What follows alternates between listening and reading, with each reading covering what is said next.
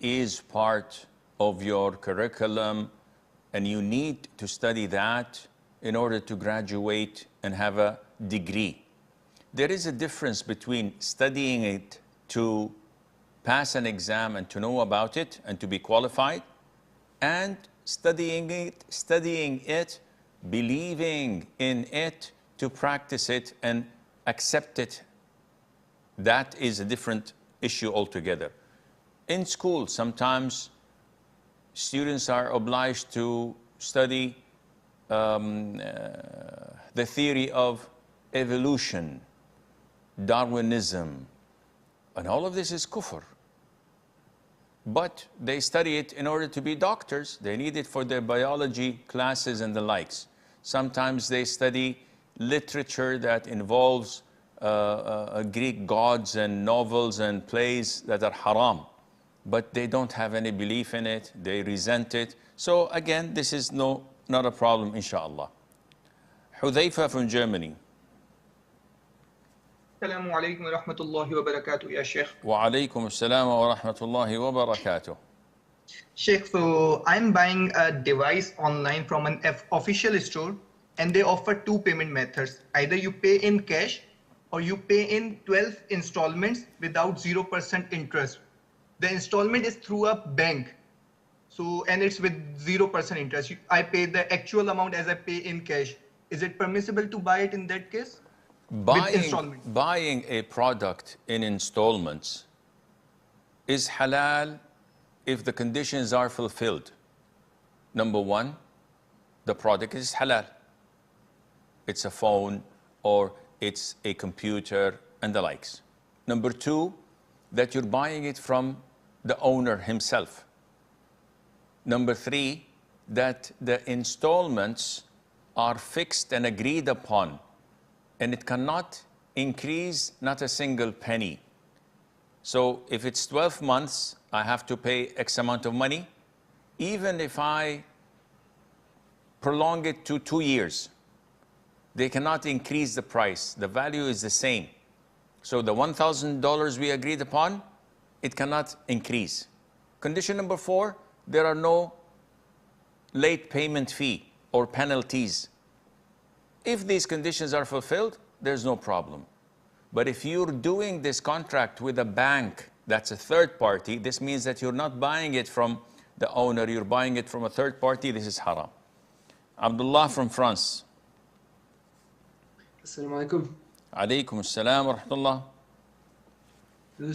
Some time ago I bought protein powder.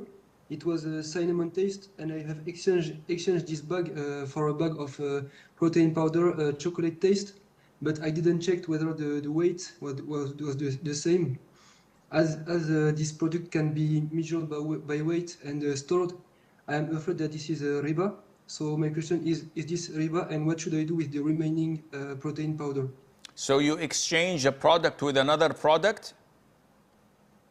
Yes, one bag of cinnamon protein powder for one bag of chocolate protein powder, but not the same weight, I think.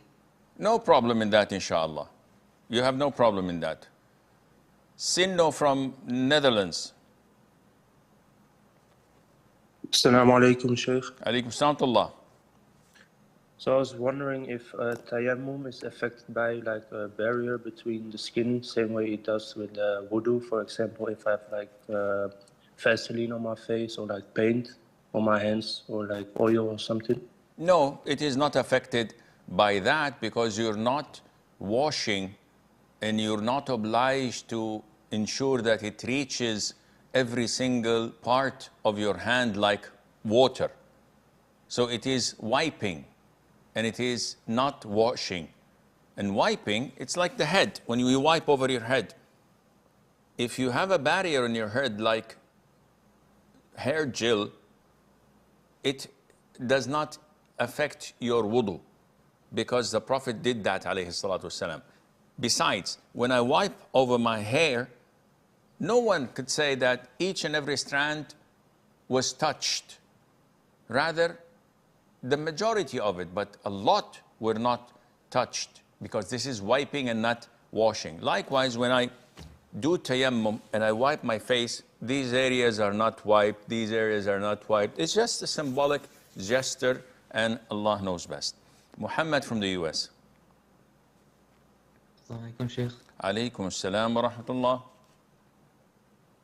Sheikh, for the evening iskar, I would like to know, do we have to strictly follow one opinion? Like, should we only read after Asr or only after Maghrib, or can we alternate between them? I certainly believe that you can alternate between them without a problem. I prefer saying them after Maghrib. But sometimes when I have a program like on Saturday, immediately after Maghrib, and I feel I won't have enough time, so I start doing it before Maghrib, at Asr time. So alhamdulillah, you can do either way. Hakeem from the US. Assalamu alaikum. Alaikum assalam wa rahmatullah. Sheikh, so if somebody were to be selling shoes, let's say he's in a non-Muslim country and he's selling shoes, and a customer were to come to him and say, which appeared to be as a joke, could you magically make these shoes my size? Now, if the seller were to say, yes, if I had the ability to do so, without actually meaning that whatsoever, would that still be kufr? No, it's not kufr. If I were in your shoes, which it's not possible, my foot is bigger than yours, but if I were in your shoes and someone says this to me and I would say, boof, abracadabra. It's a joke, akhi. Nobody is serious about what they're saying to you. And kufr is not related to random words that are said like that without any conviction or belief. Muhammad from Malaysia. Assalamu alaikum, Sheikh. Alaikum salam wa rahmatullah. In Salah, for example, like your hands, your fingers during sujud, like it should be close together, and like if someone goes to ruku, he should say Allahu Akbar like simultaneously.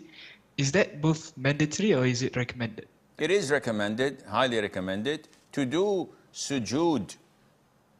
It is sunnah to keep your fingers. I need a close-up.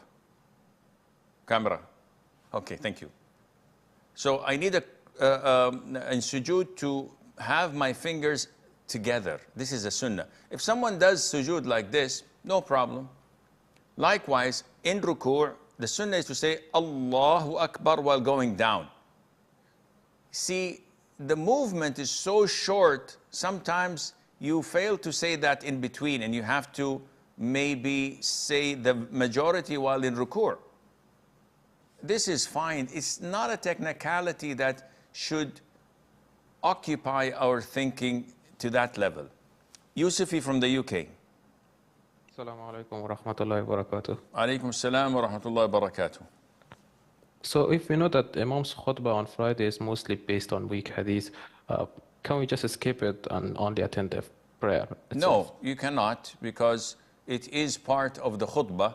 You can attend it while resenting what he's saying, or understanding that maybe he comes from a school that believes that weak hadiths, if to support forms of worship that are recommended or preferred, that not a mandatory, nothing related to aqeedah, nothing related to halal and haram, but in fada'il al-a'mal, as they call.